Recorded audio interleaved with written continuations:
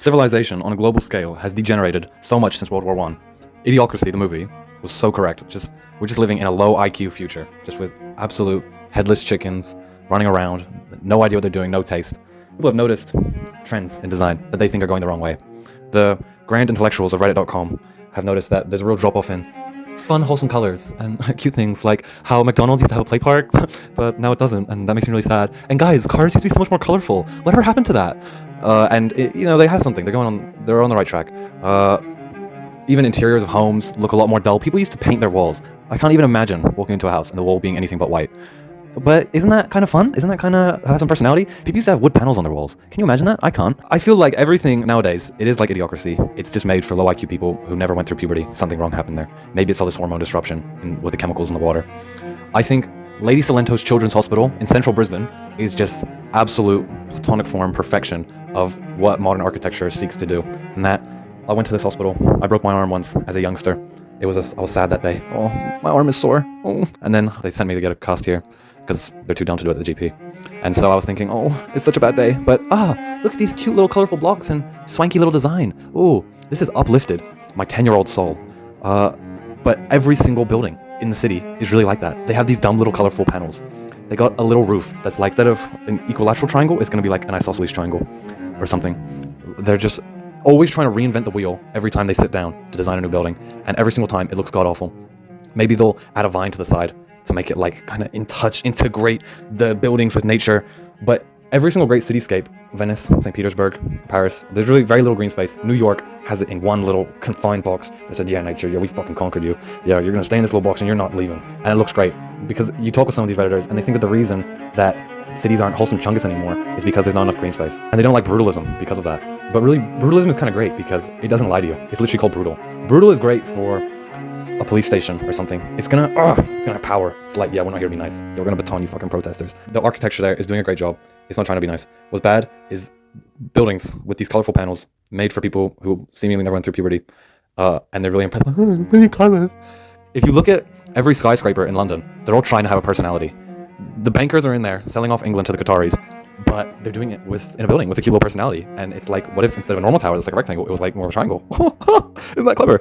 No, it's not clever. And some people also think that, skyscrapers is where architecture went wrong. Really, I think skyscrapers were the pinnacle of architecture when they first came around. You look at the Woolworth building, Chrysler building, anything built in Chicago and New York from before World War I, that was like outdoing cathedrals. It was just brilliant. I think that was our peak.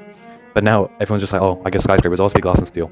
And of course, they all have to have a fucking personality. It's not hard to build a great building. We know how to do it. And it's not expensive either. Why can't we just get those sandcastle molds where like you put the sand in and it's like shaped like a castle and then you pull the bucket out and now your sand looks like a castle? Can't we do that with concrete? And then just like prefabricated blocks, stick them together, unique molds on each one so it doesn't look kind of like copies. And then are you seeing the vision here? It would be cheap. It would look like carved stone. It would be great. But now we can't have that because these architects think they want to be clever. And like I say, it is designed for like a just underdeveloped mind, like a child. If you look at, I like going to Bottleos and looking at cigarette packaging because I love just the intricate details on the logos. And why is that? Why have cigarettes and alcohol logos been immune from this change that the Redditors have also noticed of where all the cute little wholesome chungus design quirks have all been like faded out and it's all very streamlined now. And it's all very blockish, with still bright colors. And that's because around the world, alcohol and tobacco products are limited to restrictions where they can't be seen as trying to appeal to children. And so they have the same dumb-ass marketing branding team designing the logos, trying to do a redesign every 5 years. And when they're working for Heineken or Philip Morris, they submit the logo to the government and say, we want to change the logo. And the guy regulating it looks at it and he goes, are you kidding me? You want to change it to this? This is obviously designed to stimulate some kind of underdeveloped mind. This is made for a child. No, you can't pass that as your new logo. And so they stay beautiful. World War I is really where it all went wrong. It was like, people were doing big, great things. People were having big, great blimps, big, great boats. And then they decided, you know what would be great? A big, great war. Let's have a big, great war, guys. And then too many people got hurt. Too many people got sore. And they realized maybe wars don't need to be big and great. But then they decided, let's just never do anything big and great ever again. And from art to architecture, everything is just these big, colorful blocks. And that's what we like to do now.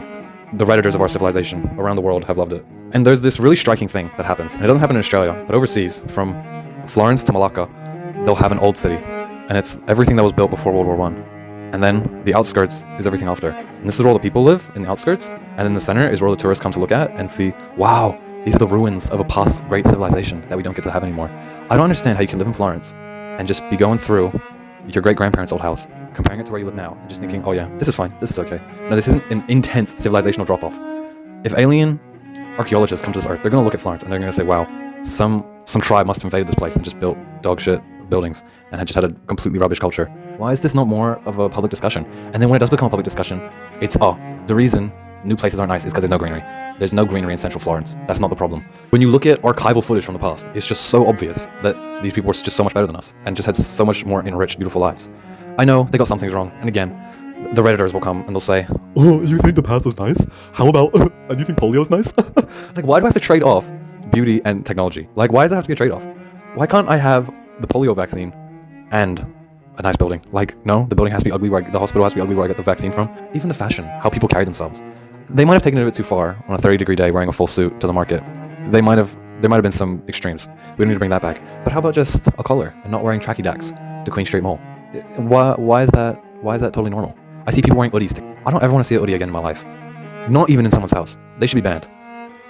When you look at ratings of the most untrustworthy, most looked down upon kind of occupations, it'll be like banker and lawyer. I'm fully woke to how much damage bankers have done to our society.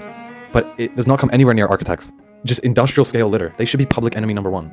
What have they, on a global scale, the world is now so much of a worse place since this whole movement has taken over. I have to go to an architecture lecture sometime at a university and just see, what are they teaching these people?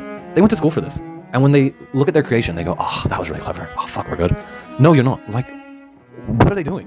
Why does no one talk about this? If I go outside and I see someone naked, that's a crime. Why? Public indecency. Because I don't want to see that. We don't need to see that. And so you're bringing this obscenity and you're infringing it onto our consciousness. That's how I feel when I go outside and I see these buildings. I'm just, decades have been taken off my lifespan because I've just been so spiritually repressed by this environment. Just, you walk outside and you have to look at this. And I was once on a bridge across the river and I was high up and I was looking across the river and I was thinking, oh, this is beautiful, isn't it? I need to stop complaining. But I think, how much better could it be? I'm high up over a big body of water looking at this grand scenery. Of course it was going to be nice. So when people go outside and they think, beautiful, it really isn't. Just think about how much better it could be. And there's a lot of stuff in the world like this. I'm quite grateful for how advanced the world is and how nice things are. But it really would not be hard at all for it to be just so much better.